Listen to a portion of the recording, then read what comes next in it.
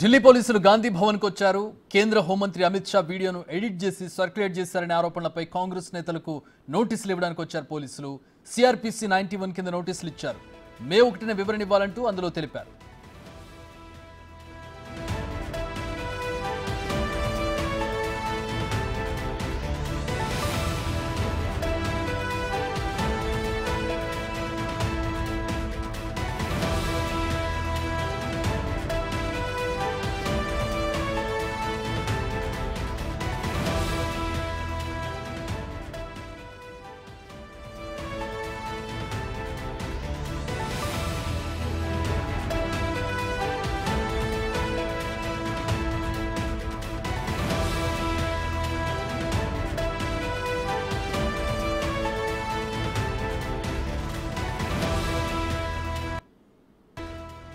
అవి ఢిల్లీ పోలీసులు ఇచ్చినటువంటి నోటీసులు మనం స్క్రీన్ మీద చూస్తూ ఉన్నాం.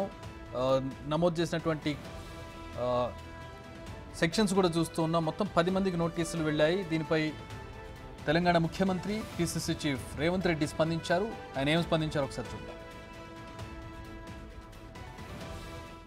तेलंगाना कांग्रेस पार्टी ऑफिस में दिल्ली पुलिस पहुंचा हुआ है.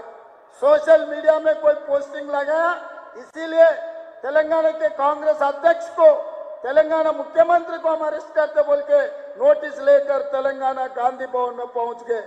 इसका मतलब Narendra Modi ji ED, income tax, CBI हो गए, अभी दिल्ली पुलिस को इस्तेमाल कर रहे चुनाव जीतने के लिए.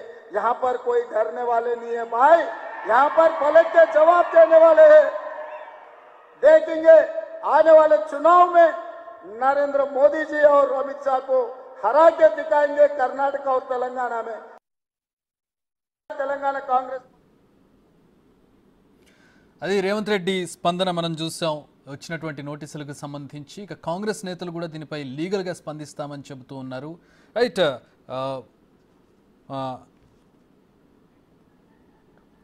ప్రస్తుతం ఢిల్లీ పోలీసులు రంగంలోకి దిగారు, నోటీసులు అందించారు. నోటీసుకు సంబంధించినటువంటి అంశాన్ని మనం స్క్రీన్ మీద చూస్తూ ఉన్నాం. ఒకసారి హైలైట్ చేసినటువంటి అంశాన్ని కూడా మనం స్క్రీన్ మీద చూస్తూ ఉన్నాం.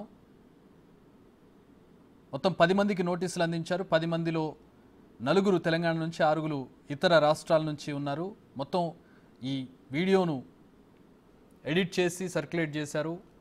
దాన్ని ఎడిట్ చేసినందుకు గాను సైబర్ క్రైమ్ కింద, అలాగే ఇతర సెక్షన్ల కింద సెక్షన్స్ జోడించి కేసులు నమోదు చేసి వారందరికీ కూడా నోటీసులు ఇచ్చారు. దీని మీద లీగల్గానే స్పందిస్తామంటున్నారు కాంగ్రెస్ నేతలు. రైట్, మా ఇన్పుటేటర్ నగేష్ జాయిన్ అవుతూ ఉన్నారు. నగేష్, ప్రస్తుతం మనం నోటీసులు చూస్తున్నాం బిగ్ టీవీ స్క్రీన్ మీద. మనకి ప్రస్తుతం సిఆర్పిసి సెక్షన్స్ కింద నోటీసులు జారీ చేశారు. ఏంటి లీగల్గా ఈ అంశాలకు సంబంధించి ఎట్లాంటి కేసెస్ ఎదుర్కోవాల్సి ఉంటుంది? నిజంగా అంత సీరియసా, లేదంటే కేవలం ఇదంతా రాజకీయ స్టంట్ కోసం, ప్రస్తుతం ఎలక్షన్ టైంలో హైప్ పొందడం కోసం చేస్తున్నటువంటి డ్రామానా? రాజకీయ విశ్లేషకులు చెప్తున్న ప్రకారం దేశవ్యాప్తంగా 10 మందికి నోటీసులు అందజేశారు. అందులో తెలంగాణకు చెందిన 4 కాంగ్రెస్ సోషల్ మీడియా సంబంధించిన నేతలు ఉన్నారు. మన్నె సతీష్, తస్లిమా, మరొకరు నవీన్, అలాగే మరొక వ్యక్తి, 4 ఇందులో ఉన్నారు. సో వాళ్ళకి సంబంధించి సెక్షన్ 153 ప్రొవోగేషన్ పెట్టారు, 153A promoting enmity between different groups అని చెప్పి ఇందులో పెట్టారు. అలాగే 465 forgery, whoever commits forgery shall be punished with imprisonment of either అని చెప్పి పెట్టారు. 469 forgery for purpose of harming reputation, 171G false statement in connection with any election. So మొత్తానికైతే election అంశానికి సంబంధించి ఒక రాజకీయ ప్రసంగాన్ని దురుద్దేశపూర్వకంగా ఎడిట్ చేస్తూ బయటకి ఫేక్ వీడియోని ప్రచారం చేశారు. అందులో మత ఘర్షణలు, వివిధ రకాల అంశాలు చెలరేగే అవకాశం ఉందని చెప్పి ఆ కంప్లైంట్లో ఇచ్చిన సారాంశం. ఢిల్లీలో శర్మా సింగ్ అని చెప్పి ఆ కంప్లైంట్ ఇచ్చారు. ఢిల్లీలో హోమ్ మినిస్ట్రీ ఎఫ్ఐఆర్స్లో కంప్లైంట్ ఇచ్చిన తర్వాత అందులో పలు సెక్షన్ల కింద, దాదాపుగా 5 సెక్షన్ల కింద ఈ కేసు నమోదైంది. అందులో 66 ఐటీ, ఇన్ఫర్మేషన్ టెక్నాలజీకి సంబంధించిన యాక్ట్ కూడా నమోదైంది. అంటే ఒక తెలంగాణ రాష్ట్రం నుంచి 4 పక్కన పెడితే ఒరిస్సాలో ఆల్రెడీ ఒకరు అరెస్ట్ అయ్యారు. మిగతా 6 బయట రాష్ట్రాలకు చెందినవారు. సో తెలంగాణ అంటే మత రిజర్వేషన్లకు సంబంధించి అమిత్ షా మెదక్ ఉమ్మడి జిల్లా దుబ్బాకలో అభ్యర్థి రఘునందన్ రావుకు సంబంధించిన సభలో మాట్లాడిన 25వ తారీఖు రోజు మాట్లాడారు.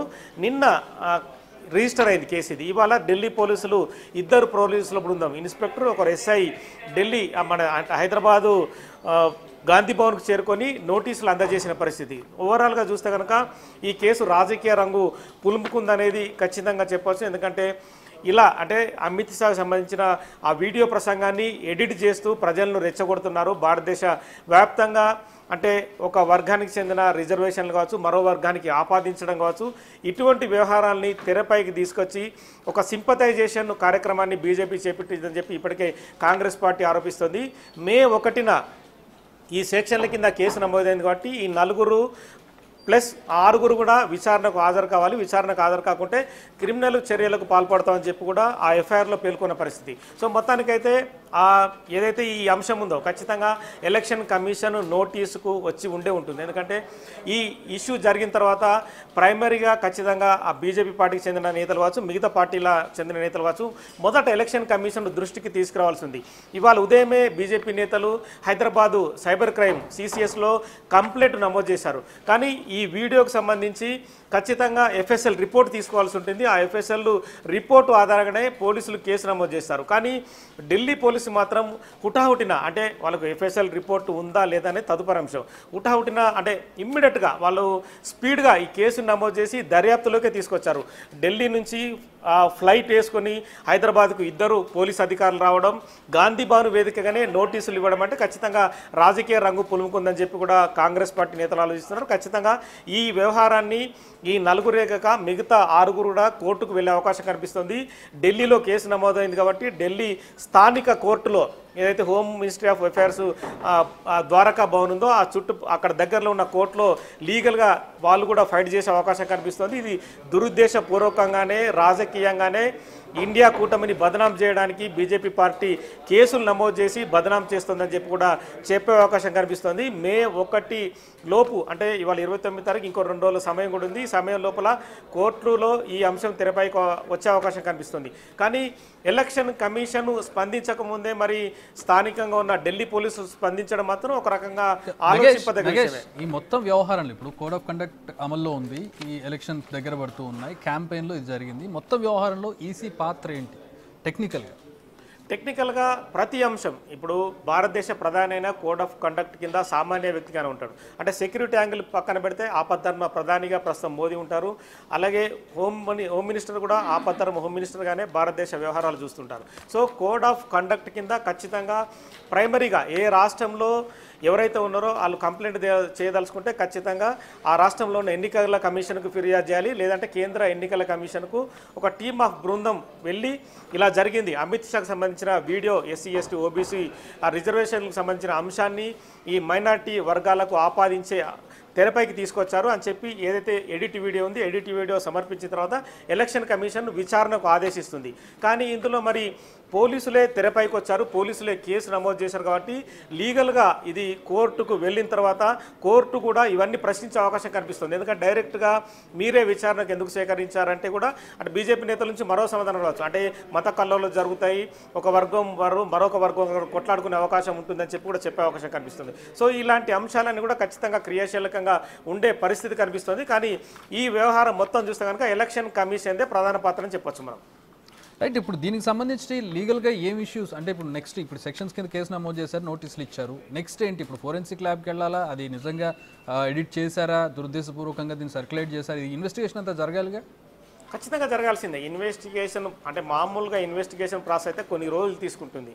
కానీ ఢిల్లీ పోలీసులు జరిగిన ఇష్యూ 25కు జరిగితే కంప్లైంట్ ఇచ్చిన క్రమాన్ని మనం కూడా చూడవచ్చు. ఒకరోజు వ్యవధిలోనే కేసులు నమోదు చేసి అత్యవసరంగా ఢిల్లీ పోలీసులు హైదరాబాదు గాంధీ భవన్కి వచ్చి నోటీసులు 4కి, మన సతీష్కి, ఎవరైతే లేడీ ఉన్నారో లేడీ, నవీన్కి, మిగతా అంటే 4కి నోటీసులు జారీ చేసి హైప్ క్రియేట్ చేశారు.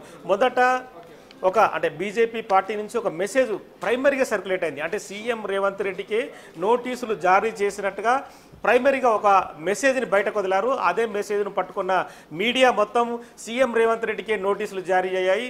హోంమంత్రి అమిత్ షా వీడియోని వక్రీకరించినట్టుగా పోస్ట్ చేశారని చెప్పి మొత్తం అంటే ఇటు నేషనల్ మీడియాని ఇటు తెలుగు మీడియాని కూడా వక్రీకరించి బ్రేకింగ్లు వేసే విధంగా మూమెంట్ తీసుకొచ్చారు. తదుపరి అంశం చూస్తే కనుక కేవలం సోషల్ మీడియాకు సంబంధించిన నేతలకే నోటీసులు జారీ చేయి అంటే ఇది ఒక మైండ్ గేమ్ ఆడుతున్నట్టుగా తెలుస్తుంది. అంటే ఏదైతే ఎన్డీఏ కూటమి మైండ్ గేమ్ ఆడి బదనాం చేసి ఓట్లు రాబట్టుకునే పరిస్థితిలోనే ఇలాంటి గేమ్కు పాల్పడినట్టుగా కూడా కాంగ్రెస్ పార్టీతో పాటు మిగతా ఏదైతే ఇండియా కూటమికి సంబంధించిన నేతలు ఆరోపిస్తున్నారు.